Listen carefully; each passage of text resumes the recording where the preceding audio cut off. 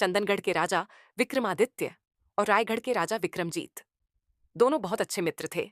राजा विक्रमादित्य के एक पुत्र था जिसका नाम अभिजीत था, जिसकी आयु अभी केवल 4 वर्ष थी, और राजा विक्रमजीत की रानी गर्भवती थी।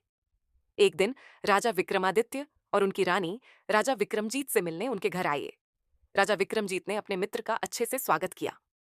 साथ में खाना शिकार खेलने जंगल में भी गए। राजा कई दिन अपने मित्र के घर पर रुके। एक दिन राजा विक्रमादित्य और राजा विक्रमजीत और उन दोनों की रानियां भी सभी एक कमरे में बैठे बातें कर रहे थे। तभी राजा विक्रमादित्य ने कहा, अगर तुम्हें बेटी हुई तो हम ये दोस्ती रिश्तेदारी में बदल देंगे। तुमने तो मेरे मुंह की बात छीन ली। राजा विक्रमजीत ने कहा। इस बात पर दोनों रानियां भी सहमत हो गईं। अगले दिन राजा विक्रमादित्य और रानी अपने राज्य को लौट गए। 1 महीने बाद राजा विक्रमजीत के घर बेटी हुई। ये राजा विक्रमजीत की तीसरी संतान थी। उनके पहले 2 पुत्र थे, इसलिए इस बार बेटी होने पर राजा विक्रमजीत ने बहुत खुशियां मनाई और अपने मित्र राजा विक्रमादित्य को एक पत्र भिजवाया जिसमें लिखा था कि अब हमारी दोस्ती को रिश्तेदारी में बदलने का समय आ गया है। ये सुनकर विक्रमादित्य समझ गए कि विक्रमजीत को बेटी हुई है। इस पत्र के बाद राजा विक्रमादित्य ने भी एक पत्र भिजवाया कि मुझे ये रिश्ता मंजूर है। मैं 5 साल बाद अपने बेटे अभिजीत को लेकर आऊंगा। ये पत्र पढ़कर ये पत्र राजा विक्रमजीत बहुत खुश हुए और 5 साल तक बस इसी दिन का इंतजार करते रहे। राजा विक्रमजीत ने अपनी बेटी का नाम राजनंदिनी रखा। देखते ही देखते राजनंदिनी आज 5 साल की हो गई। उधर राजा विक्रमादित्य भी राजनंदिनी के 5 साल की होने का बेसब्री से इंतजार कर रहे थे। जैसे ही राजनंदिनी 5 साल की हुई, राजा विक्रमादित्य ने अपने मित्र विक्रमजीत को एक पत्र भिजवाया कि इस महीने की वसंत पंचमी को मैं अपने बेटे की बारात लेकर आ रहा हूं। पत्र पढ़कर राजा विक्रमजीत बहुत खुश हुआ और अपनी बेटी की शादी की तैयारियां शुरू कर दी। ये एक ऐसी शादी जिसे लोगों ने सालों साल तक याद रखा। राजनंदिनी अभी केवल 5 साल की है, पर अभिजीत 9 साल के है और उन्हें यह शादी अच्छे से याद रहेगी। दोनों बच्चों की शादी पूरे धूमधाम से हो जाती, मगर शादी के बाद विदाई पर राजा विक्रमजीत अपनी पुत्री को विदा नहीं करते और अपने मित्र राजा विक्रमादित्य से वचन लेते हैं कि जब मेरी पुत्री 21 बरस की हो जाएगी, तुम और तुम्हारा बेटा उसे गौना कराकर ले जाना। अभी मेरी बेटी बहुत छोटी है और वह अभी अपनी मां से अलग नहीं रह पाएगी। राजा विक्रमादित्य अपने मित्र को वचन देकर अपने राज्य वापस आ जाते हैं, पर 1 साल बाद ही अभिजीत की मां बीमार हो गई। उन्हें कोई ऐसी बीमारी हो गई जिसका इलाज राज्य के किसी वैद्य को नहीं मिला। रानी सुमित्रा अब ये जान चुकी थी कि अब उनकी मौत निश्चिंत है। रानी सुमित्रा ने एक दिन अपने बेटे अभिजीत को बुलाकर कहा, ये अंगूठी मैंने तुम्हारे लिए बनवाई थी और इस अंगूठी में जो हीरा है वैसा ही तुम्हारी पत्नी की अंगूठी में भी है, जो तुम्हें आने वाले समय में एक दूसरे की पहचान कराएगा। बेटा, इसे संभाल कर रखना, अब मैं तुम्हारे पास नहीं रहूंगी। इतना कहकर सुमित्रा ने दम तोड़ दिया। रानी सुमित्रा के मरने के बाद चंदनगढ़ राज्य में हाहाकार मच गया। राजा और उनके पुत्र का दुख किसी से देखा नहीं जा रहा था। राजा विक्रमादित्य अपनी पत्नी से बहुत प्यार करते थे, पर किस्मत के आगे किसकी चलती है। पत्नी के गुजरने के बाद राजा हर समय शोक में डूबे रहते। एक दिन राजा विक्रमादित्य के मंत्री उनके पास आए और बोले, महाराज, छोटा मुंह, बड़ी बात बुरा ना मानो तो एक बात कहूं राजा। विक्रमादित्य, अब बुरा मानने को मेरे जीवन में बचा ही क्या है? कहो, क्या कहना चाहते हो महाराज? आप दूसरा विवाह कर लीजिए, क्योंकि आप तो अपना जीवन किसी न किसी तरह जी लोगे। पर राजकुमार, अभिजीत अभी बहुत छोटे हैं और उन्हें मां की जरूरत है। राजा ने कहा, यह जरूरी नहीं कि दूसरी रानी मां का प्यार दे। कहीं ऐसा ना हो कि हम दूसरी रानी लाकर अपना और अपने बेटे का बचा कुचा जीवन ही बर्बाद कर दे, क्योंकि मुझे पत्नी तो मिल सकती है पर मेरे बेटे को मां नहीं। इस बात पर मंत्री ने कहा, मैं एक ऐसी लड़की को जनता हूं जो राजकुमार को अपने ही बच्चे की तरह प्रेम करेगी। ऐसी कौन हो सकती है? भला, मंत्री ने कहा, यदि मेरे एक पुत्री होती तो आज मैं उसका विवाह आपके साथ करा देता, पर मेरे तो कोई पुत्री नहीं है। पर मेरी बहन की एक बेटी है जो बहुत संस्कारी है। यदि आप चाहो तो मैं अपनी भांजी को अभिजीत की मां बनाकर ले आऊं। राजा विक्रमादित्य, मंत्री जी, मैं इस समय कोई भी निर्णय नहीं ले पा रहा हूं। आपको जो मेरे बेटे और इस राज्य के लिए अच्छा लगे आप वो करो, पर परेशान मत करना। ये सुनकर मंत्री कुछ देर सोचते हैं। फिर एक बार अभिजीत, जो अभी सिर्फ 10 साल का बच्चा है, उसकी तरफ देखते हैं और फिर अपनी बहन के घर अपनी भांजी का रिश्ता मांगने चले जाते हैं। मंत्री की बहन इस रिश्ते को मंजूरी दे देती है। कुछ दिन बाद राजा विक्रमादित्य और सुमन का विवाह हो जाता है। विवाह के बाद सुमन अभिजीत का बहुत अच्छे से ख्याल रखती है। ये देखकर राजा के मन में भी सुमन के लिए थोड़ी जगह होने लगी। सुमन दिखने में सुंदर थी।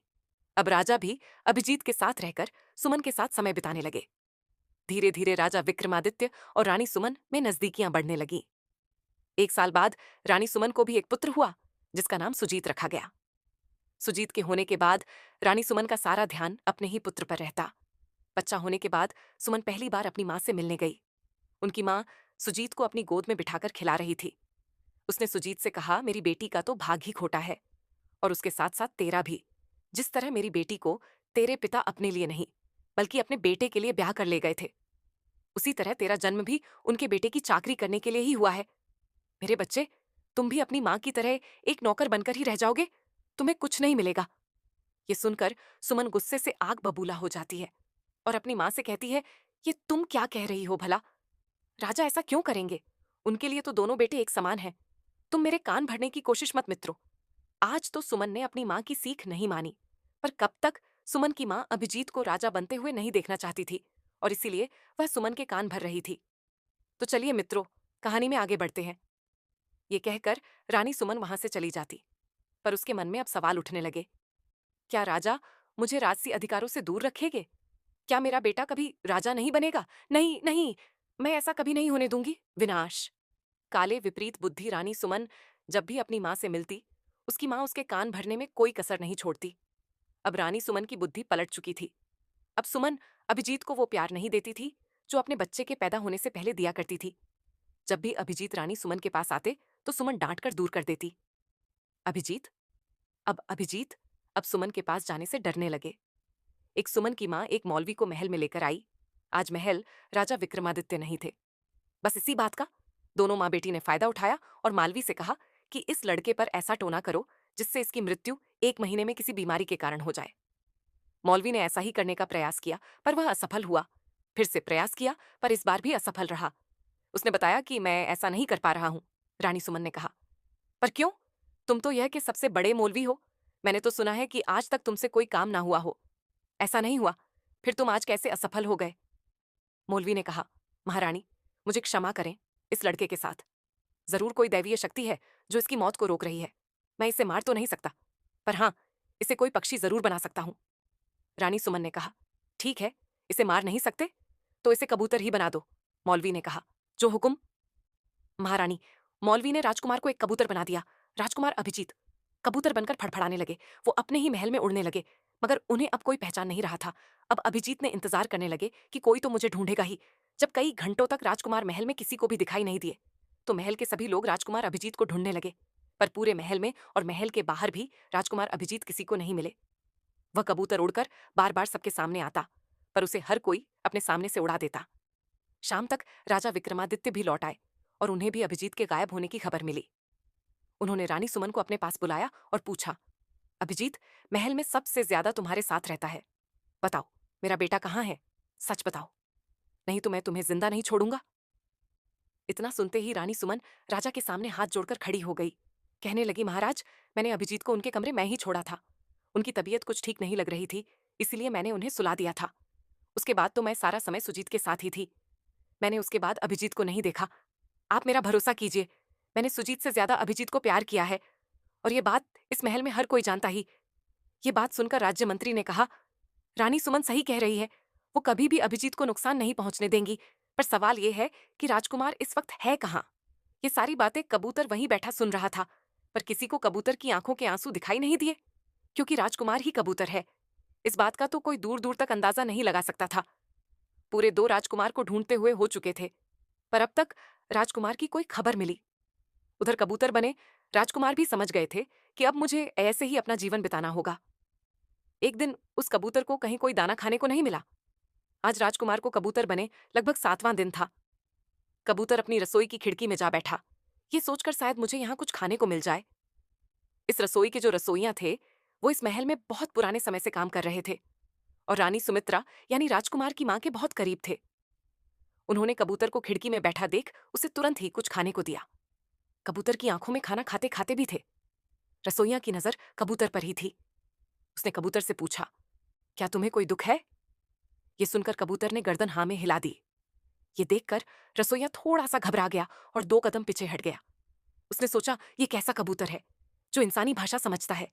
रसोइया फिर से उसके पास आया और बोला, तुम कौन हो, क्योंकि तुम कोई साधारण कबूतर तो नहीं हो। कबूतर ने फिर से अपनी गर्दन हिलाई। अब रसोइया समझ गया था कि ये कबूतर बोल नहीं सकता, पर मेरी सारी बात समझ सकता है। उसने कबूतर से फिर पूछा, क्या तुम इसी राज्य के हो? कबूतर ने फिर हाँ में सर हिलाया। रसोइया को थोड़ा संदेह हुआ, कहीं ये हमारे राजकुमार ही तो नहीं। उसने फिर कबूतर से पूछा, तुम कहाँ रहते हो, वो जगह मुझे दिखा सकते हो? कबूतर ने सर हिलाया और रसोइया के आगे आगे उड़ने लगा। रसोइया भी कबूतर के पीछे पीछे चलने लगा। वह कबूतर सीधा राजकुमार के कमरे में रखी मेज पर राजकुमार की फोटो के पास जाकर बैठ गया। ये देखकर तो रसोइया का शक यकीन में बदल गया। उसने घबराते हुए कबूतर से पूछा, क्या तुम ही राजकुमार अभिजीत हो? कबूतर ने हाँ में सिर हिलाया और रोने लगा। रसोइया भी राजकुमार को इस हालत में देखकर बहुत रोए और बोले, आपकी ये हालत किसने की? कबूतर उड़कर रानी सुमन की तस्वीर के पास जा बैठा। अब रसोइया रानी सुमन की सारी चाल समझ गया था। वह समझन गया था। रानी सुमन एक बहुत ही शातिर औरत है, पर अब वह यही सोच रहा था कि वह करे तो क्या करे। क्या उसे ये बात राजा को बतानी चाहिए या नहीं? उसके मन में कई सारे सवाल उठ रहे थे। राजकुमार को कबूतर से कैसे वापस राजकुमार बनाया जाए? तभी उन्हें याद आया कि रानी सुमन ने उन्हें एक अंगूठी के बारे में बताया था। वह उस अंगूठी को ढूंढने लगा और वो अंगूठी उसने कबूतर के गले में एक धागे में बांधकर पहना दी और कहा, आप अब यहां से सीधे रायगढ़ चले जाइए, क्योंकि अगर आप यहां रहे तो आपकी और मेरी दोनों की जान को खतरा है। कबूतर समझन गया था। काका सही कह रहे हैं, अगर मेरी सौतेले मां को पता चला तो वह काका को भी मरवा देगी। ये सोचकर ही कबूतर रायगढ़ की ओर उड़ गया। अब रसोइया बस यही पता लगाने की कोशिश करने लगा कि कैसे राजकुमार को वापस लाया जाए। रायगढ़ और चंदनगढ़ दोनों राज्यों में ज्यादा दूरी नहीं थी, इसलिए कबूतर एक दिन में ही राजा विक्रमजीत के महल में पहुंच गया और वहां जाकर राजनंदिनी को ढूंढने लगे। कबूतर राजनंदिनी को शक्ल से नहीं पहचानते थे, क्योंकि उन्होंने उन्हें सिर्फ बचपन में अपने विवाह के दिन ही देखा था और अब तो राजनंदिनी जवान हो गई थी, तो राजकुमार उन्हें पहचानते भी तो कैसे। कबूतर उदास होकर महल के बगीचे में जाकर बैठ गया, ये सोचकर कि राजकुमारी कभी ना कभी तो यहाँ आएंगी ही, तो मैं उन्हें यह अंगूठी दिखा दूंगा। पर कबूतर एक बात से बिल्कुल अनजान था, और वो बात थी कि राजा विक्रमादित्य ने अपने मित्र राजा विक्रमजीत को अपने बेटे अभिजीत के लापता होने की खबर भिजवा दी थी। और रानी सुमन ने साथ में यह भी कहलवा दिया। पता नहीं राजकुमार जीवित हैं भी या नहीं, ये खबर सुनकर रायगढ़ महल में तो दुख के बादल से छा गए। राजकुमारी राजनंदिनी ने जब से होश संभाला था, तब से अपने पति राजकुमार अभिजीत का इंतजार करने लगी थी। राजनंदिनी बचपन से ही मां भगवती की भक्त थी। वह हमेशा ही माता रानी से अपने पति की सलामी के लिए प्रार्थना करती। यही कारण था कि मौलवी भी राजकुमार को अपने तंत्र से मार नहीं पाया था। राजनंदिनी का बचपन से ही एक नियम था, वे जब तक मंदिर में नहीं जाती तब तक अन्न जल ग्रहण नहीं करती थी, चाहे जो हो जाए। अगले दिन हर रोज की तरह राजनंदिनी मंदिर के निकली। मां भगवती का मंदिर महल में ही था, जो राजकुमारी के पिता ने उनकी इच्छा से बनवाया था। राजकुमारी चाहती थी कि मां भगवती का मंदिर उनके महल के अंदर ही बनाया जाए। मंदिर ठीक उसी बगीचे के सामने था जहां वह कबूतर राजकुमारी का पूरी रात से इंतजार कर रहा था। राजकुमारी अपनी दासियों के साथ मंदिर में आई। आज राजनंदिनी की आंखों में आंसू थे और आंसुओं का कारण थे लापता राजकुमार। राजकुमारी ने मंदिर में मां भगवती के सामने सिर झुकाकर प्रार्थना की, हे मां, मेरे राजकुमार जहां भी हों उन्हें सुरक्षित रखना। यदि वे जीवित हैं तो उन्हें मेरे पास लौटा दो। उसी समय मंदिर के बाहर बगीचे में बैठा वह कबूतर सब सुन रहा था। उसकी आंखों में भी आंसू आ गए। वह समझ गया कि यही उसकी पत्नी राजनंदिनी है। पूजा होने के बाद राजनंदिनी उसी बगीचे में आकर बैठ गई और अपनी दासियों से बात करने लगी। दासियां उन्हें समझा रही कि आप चिंता मत करो, राजकुमार जहां भी होंगे सुरक्षित होंगे, मां भगवती आपके साथ इतना बुरा कभी नहीं होने देंगी। ये सारी बातें कबूतर सुन रहा था। वह उड़कर राजकुमारी की गोद में आकर बैठ गया। दासियों ने उसे उड़ाने की कोशिश की, लेकिन राजकुमारी ने रोक दिया। रुको, इसे मत उड़ाओ, उसने कहा। राजकुमारी को उस कबूतर में कुछ अलग सा महसूस हुआ। तभी उसकी नजर कबूतर के गले में बंधी अंगूठी पर पड़ी। उसने ध्यान से अंगूठी को देखा। वही हीरा, बिल्कुल वैसा ही जैसा उसकी अपनी अंगूठी में था, जो उनकी सास ने उन्हें और राजकुमार को तोहफे में दिया था। ये तो राजकुमार अभिजीत की अंगूठी है, राजकुमारी ने कहा। इसका मतलब राजकुमार जीवित है। राजकुमारी के चेहरे पर मुस्कान आ गई। उन्होंने कबूतर को अपने हाथों में उठाया और कहा, क्या तुम्हें राजकुमार अभिजीत ने भेजा है? कबूतर ने हाँ में सिर हिलाया। राजकुमारी कबूतर को लेकर अपने कमरे में चली गई और उससे बातें करने लगी। क्या तुम मुझे बता सकते हो कि राजकुमार इस वक्त कहाँ है? कबूतर सिर झुकाकर रोने लगा। कबूतर को रोता हुआ देख राजकुमारी घबरा गई। इतना तो वे जान ही चुकी थी कि ये कोई साधारण कबूतर नहीं है।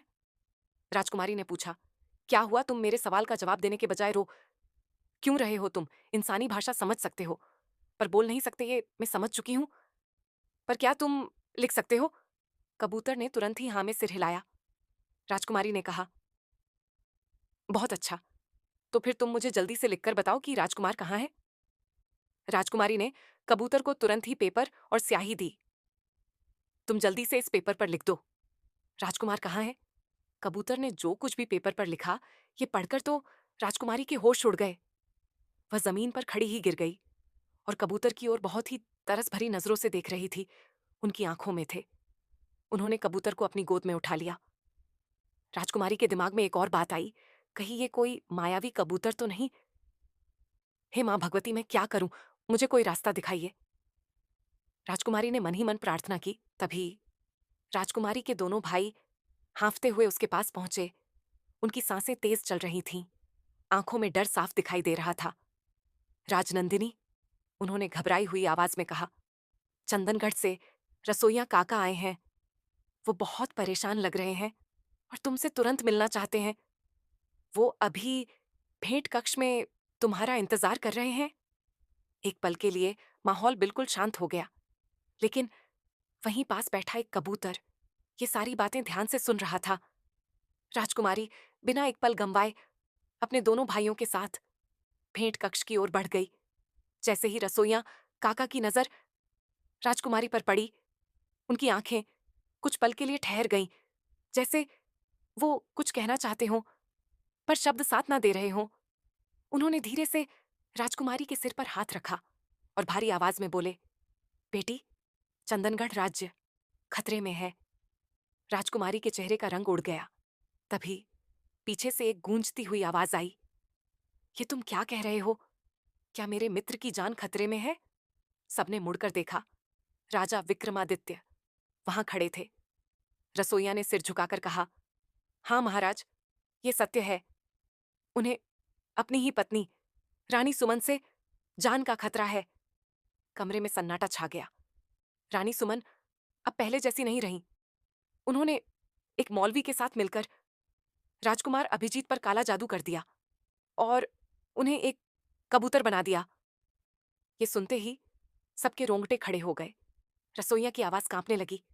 कल ही मैंने उनकी बातें सुनी थीं। रानी सुमन ने काला जादू सीखने के बाद उस मौलवी को भी मार डाला। महाराज, वो अब किसी को भी नहीं छोड़ेंगी। आपकी जान भी खतरे में है। राजा विक्रमादित्य की आंखों में चिंता साफ झलकने लगी।